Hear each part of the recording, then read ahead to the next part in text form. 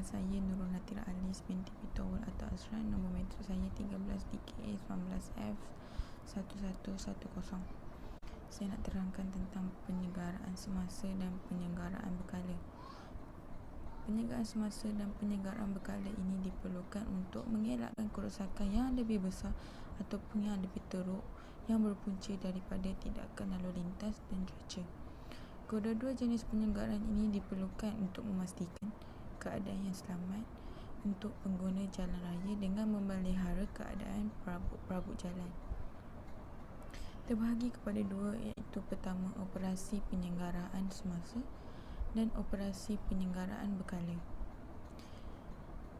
Terdapat beberapa aktiviti yang pihak CKR atau penanggungjawab yang boleh melakukan bagi mengelakkan kerosakan ini menjadi lebih teruk dan menjadi lebih besar kerosakannya. Contoh yang pertama, operasi penyelenggaraan semasa. Aktivitinya ialah memotong rumput sekurang-kurangnya 4 hingga 6 kali setahun. Dan kedua, membersih longkang 12 kali dalam setahun. Dan ketiga, membersih papan tanda 2 atau 3 kali setahun. Membersih rezap jalan 1 atau 2 kali setahun. Penyelenggaraan jambatan bila terdapat kerosakan. Aktiviti ini boleh dilakukan oleh CKR atau pihak bertanggungjawab bagi mengelakkan kerosakan menjadi lebih besar ataupun lebih teruk. Contoh kedua, operasi penyelenggaraan berkala. Aktiviti yang boleh dilakukan ialah membaharui muka jalan A2 dengan premix, iaitu boleh dilakukan dalam 7 hingga 10 tahun sekali. Yang kedua, permukaan tunggal jalan D 3 atau 5 tahun sekali. Mengganti ahli jambatan kayu 2 atau 3 tahun sekali. Mengecat garis tengah jalan 1 atau 2 kali setahun. Kerja penyelenggaraan bahu jalan juga melibatkan kerja menggrid semula, kerja memadatan dan membentuk tanah atau batu kerikil bagi bahu jalan apabila terdapat perbezaan ketinggian melebihi 50 mm sepanjang 200 meter. Kerja penyelenggaraan dilaksanakan mengikut ketetapan standard Specification for Road Works CKR SP. Rasanya itu saja cara yang saya dapat boleh terangkan untuk menyelesaikan kerosakan jalan raya ataupun kerosakan perabot-perabot di jalan raya. Sekian daripada saya. Terima kasih. Hai, Assalamualaikum. Nama saya Nurul Huda binti Muhammad Khairul Anwar. Nombor metrik 13 DKA 19F 1095. Saya akan menerangkan kerosakan jalan raya dan kaedah untuk menyelesaikan. Antara kerosakan jalan raya adalah jalan berlubang. Masalah pertama yang dapat dikesan di lebuh raya adalah terdapat beberapa bahagian di sepanjang lebuh raya yang berlubang.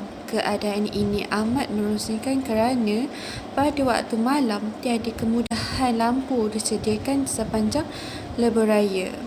Sekiranya keadaan ini masih berluasa, maka mungkin akan berlakunya kemalangan disebabkan jalan berlubang.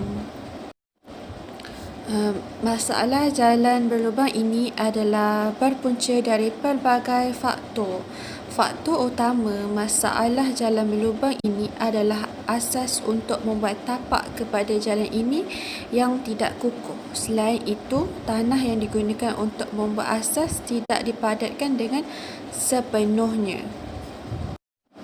Untuk mengatasi masalah ini, terdapat dua kaedah yang dapat dilakukan, iaitu pembaikan jangka pendek dan jangka panjang agar masalah ini dapat diatasi dengan sepenuhnya. Bagi kaedah jangka pendek, pihak berwajib hanya perlu mengorek semula kawasan yang berlubang, seterusnya melakukan kerja-kerja patching.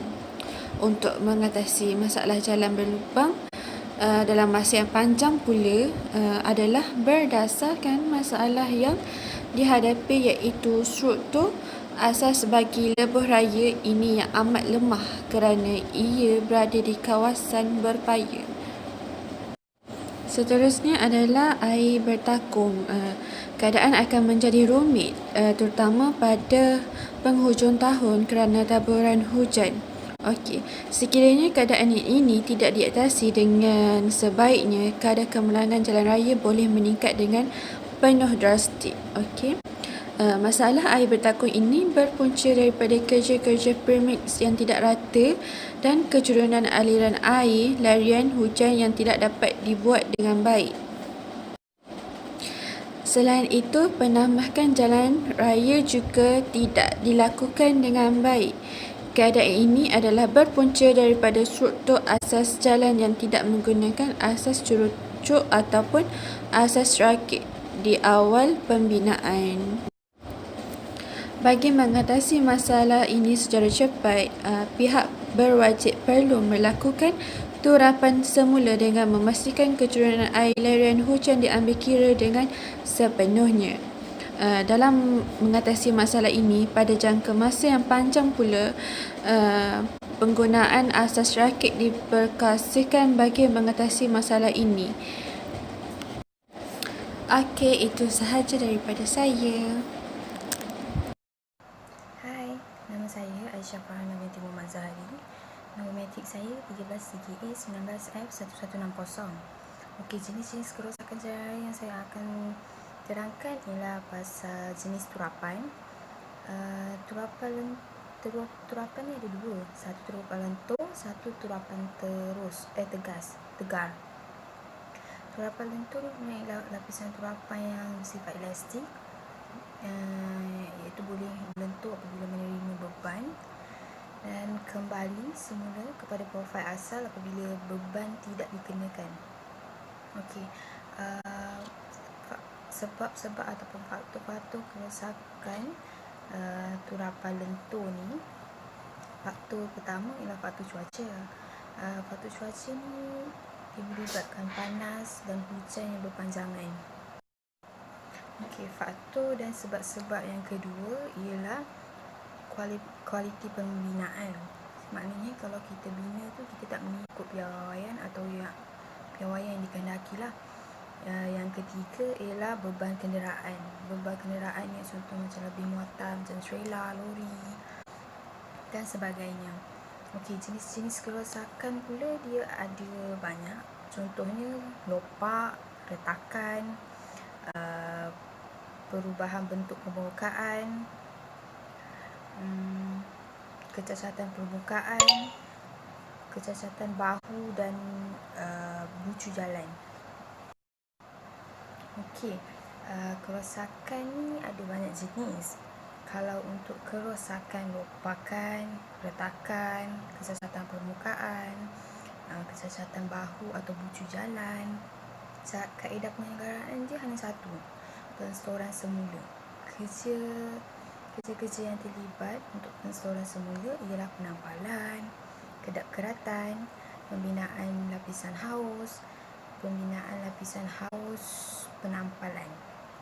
Okey, bagi kerosakan untuk lapisan turapan yang melibatkan kawasan yang lebih besar, kaedah penyelenggaraan dia ialah pembinaan semula permukaan. Kerja-kerja yang terlibat dia adalah membina lapisan turapan, iaitu lapisan pengikat dengan lapisan haus. Okey, kerosakan jalan yang ketiga ialah kerosakan struktur jalan. Cara penyelenggaraan ni adalah pembinaan semula dan kerja yang terlibat ialah pembinaan struktur dan turapan jalan. Bagi kerja yang terlibat untuk penampalan ialah lopak yang sedia ada itu dibersihkan dengan bentuk segi empat. Lepas tu disembur dengan satu lapisan salut jelujur dan kemudian bahan percampuran dimasukkan dalam lopak tu dan dipadatkan dengan menggunakan jentera pemadatan.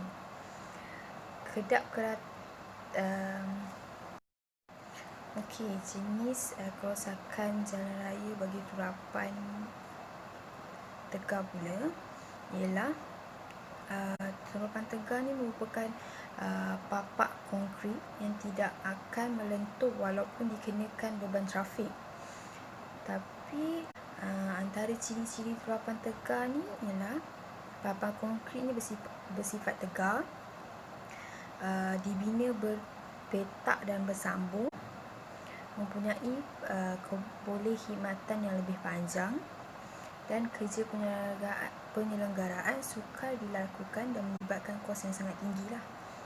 Okey, faktor ataupun sebab-sebab kerosakan turapan tegar ni ialah disebabkan cuaca, kualiti pembinaan dan beban trafik. Antara kerosakan yang berlaku pada turapan tegar ialah kerosakan yang bersambung, serpihan, retakan, mendapan dan kecacatan permukaan. Kalau kerosakan sambungan ni dia berpunca dari terikan yang berlebihan ataupun faktor cuaca yang menyebabkan bahan kedap sambungan hilang sifat elastik. Antara kerosakan yang lain pula ialah kerosakan serpihan. Serpihan ni biasanya berlaku dekat bucu ataupun di tepi tapak konkrit, disebabkan oleh beban trafik atau kualiti konkrit dan mutu kerja rendah yang menyebabkan kemasukan air dan bar pengikat akan berkarat.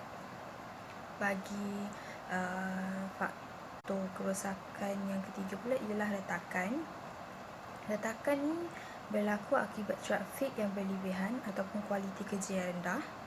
Kaedah penyelenggaraannya akan dilakukan dengan cara pemotongan kawasan yang retak dan menggantikan dengan papak konkrit yang baru ataupun pracampuran bitumen.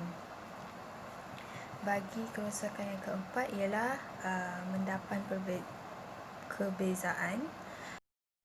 Okey, kerosakan jalan raya yang keempat bagi lenturan tegar ialah mendapan kebezaan. Mendapan kebezaan ni disebabkan oleh beban trafik yang berlebihan dan menyebabkan berlakunya mendapan dan papak pada jalan. Okey, kerja penyelenggaraan yang dilakukan untuk mendapan kebezaan ialah dengan menindihkan bahagian atas permukaan dengan bitumen ataupun konkrit pada mendapan dan papak jalan tersebut. Kerosakan jalan raya bagi lenturan tegar yang kelima ialah kecacatan permukaan. Okey, kecacatan permukaan ni sering berlaku